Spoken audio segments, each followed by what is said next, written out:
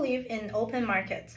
Let's start from clear principles and rights, then we design a detailed rulebook, and then we debate it back and forth so that we can run through all the scenarios and then we know that it's a comprehensive plan before we roll it out to the market. Honestly, markets are just going to find workarounds to our rules anyway. I think what we should do is we should just say a slogan. We don't know the details better than people on the ground. Say the vibe, and then everyone else will figure out a way to make it happen. Rules are not meant to be changed. If you change the rules too many times, then people don't have trust and faith in the system anymore.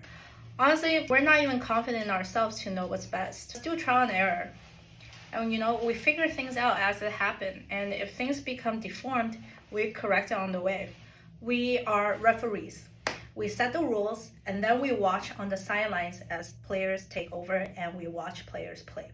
I like to think of myself more as an architect. Draw the blueprint and then we invite players to fill it in. Competition creates the best outcome. Coordination avoids the worst outcome. Markets are efficient. Markets create growth and chaos. They ignore social stability.